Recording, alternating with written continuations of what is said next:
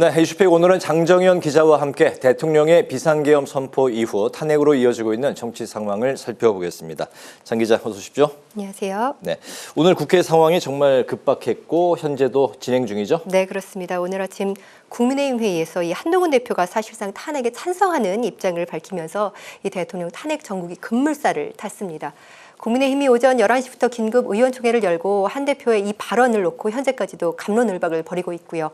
민주당은 여당의 이 같은 기류 흐름을 감지하고 여야 대표 회담을 제안하는 등 이 대통령 탄핵안 가결을 위한 총력전에 들어갔습니다. 오후에는 윤석열 대통령과 한동훈 대표가 직접 만났는데요. 두 사람은 계엄 사태와 관련한 수습책을 논의했지만 어떤 결론도 내지 못했고요. 한 대표는 기자들에게 대통령에게 입장 발표를 요청했지만 대통령은 아직 때가 아니다라고 말했고 현재로서는 특별한 조치는 안 할 것이다 이렇게 말했다고 전했습니다.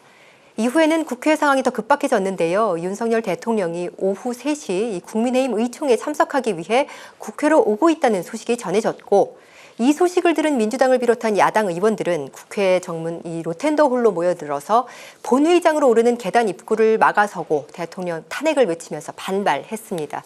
하지만 이 대통령실에서 국회 방문 일정이 없다는 소식이 곧이어 나왔고요. 우원식 국회의장은 이 대통령의 국회 방문은 방문 목적과 경우에 대한 사전 협의가 있어야 한다며 대통령에게 방문 계획이 있다면 이를 유보해달라고 요청했습니다.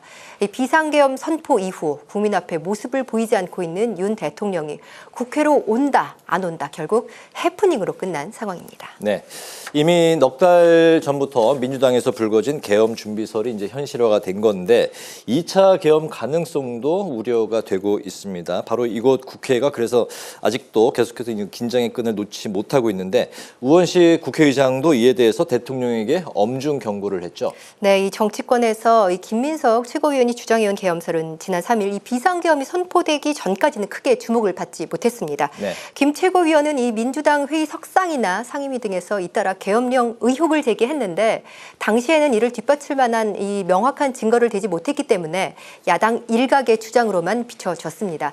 하지만 결국 김 최고위원의 주장이 현실화되면서 이렇게 계엄을 맞춘 김 최고위원이 거듭 2차 계엄 가능성을 주장하고 있습니다. 이재명 대표도 이에 의견을 함께하고 있는데요. 오늘 밤 혹은 새벽에 또 뭔가 일을 벌이지 않겠느냐는 걱정이 든다고 말하면서 2차 계엄 가능성에 힘을 실었습니다. 군인권센터도 오늘 육군 여러 부대에서 2차 비상계엄 의심 정황이 포착된다고 주장하면서 그 우려가 확산되고 있는데 이 같은 2차 계엄설에 우원식 국회의장은 긴급 담화문을 통해 대통령에게 경고했습니다. 우 의장 담화문 들어보시겠습니다. 네. 대한민국의 민주주의는 총과 칼로 파괴할 수 없다는 것이 지난 12월 3일의 밤 확인되었습니다. 그것이 우리 국민이 쌓아온 민주주의의 유산이고 힘입니다. 만에 하나 또 한 번 계엄 선포라는 대통령의 오판이 있다면 국회의장과 국회의원들은 모든 것을 걸고 이를 막아낼 것입니다. 반드시 국회를 사수하고 국민과 민주주의를 지켜낼 것입니다. 모든 공직자는 자신의 자리에서 헌법을 충실하게 수호하시기 바랍니다. 네, 역대 세 번째 대통령 탄핵안이 일단 내일 국회 본회의 의결을 앞두고 있죠? 그렇습니다. 이 노무현, 박근혜 전 대통령에 이어서 이 헌정사상 세 번째 대통령 탄핵 정국입니다. 이 대통령에 대한 탄핵 소추안은 국회 본회의에 보고된 뒤 24시간 이후 72시간 이내 표결을 들어가야 하기 때문에 그 마지막 시한은 8일 새벽 0시 48분경입니다. 우원식 국회의장은 지난 4일 계엄 해제 요구안을 의결한 뒤에 국회 본회의를 마치지 않고 열어두고 있는데요. 본회의를 산회하지 않고 정회해서 그 어떤 상황에도 언제든 국회가 다시 회의를 열 수 있도록 조치를 내린 겁니다. 이 본회의는 윤석열 대통령 탄핵안 의결이 이루어질 내일까지 일단 이어질 것으로 보이고요. 야권은 내일 본회의에서 이 대통령 탄핵안과 함께 김건희 여사 특검법도 재표결할 방침입니다. 제적의원 과반수 찬성으로 이 탄핵안이 가결되는 국무위원이나 법관 등과는 달리 이 대통령의 경우에는 제적의원 3분의 2 이상이 찬성해야 통과되는데요. 국회의원 200명 이상이 찬성해야 하는 상황. 6당이 탄핵 소추안을 공동 발의한 만큼 여당인 국민의힘 의원 108명을 제외한 192명은 탄핵안 가결에 확보된 숫자라고 보면 될 것 같고요. 따라서 여당에서 8표 이상이 나와야 이 탄핵안은 통과되고 그러면 즉시 대통령 직무는 정지됩니다.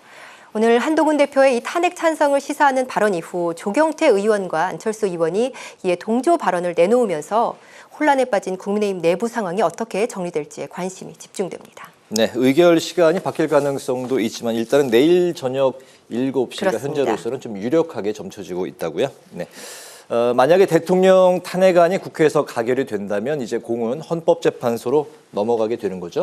그렇습니다. 이 한동훈 대표의 탄핵 찬성 발언으로 헌정사상 3번째 이 대통령의 탄핵 심판이 열리게 될 가능성이 높아졌는데요. 네. 하지만 현재 이 탄핵 심판을 담당할 헌법재판소의 재판관 일부가 공석인 점이 변수입니다. 현재 헌법재판관 9명 중 국회 추천 몫의 재판관 3명이 공석인데요.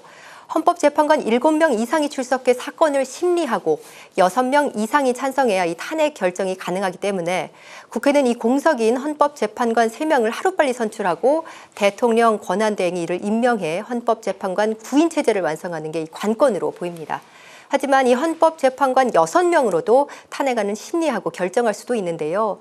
이 2달 전 이진숙 방송통신위원장이 재판관 정족수 부족으로 탄핵 심판이 정지되는 건 부당하다 이렇게 가처분 신청을 낸 게 받아들여졌기 때문입니다. 따라서 헌법재판관 6인 체제에서 탄핵이 인용되려면 의결 정족수 규정에 따라 6명 모두가 찬성해야 합니다. 하지만 정치권은 이미 여야 몫의 헌법재판관 후보 3명을 미리 정해놓고 국회 절차를 앞두고 있는 상황인 만큼 헌법재판관 임명 절차도 조만간 완료될 수 있을 것으로 전망됩니다. 네, 오늘 이슈팩 여기까지 듣겠습니다. 장정윤 기자 수고 많으셨습니다.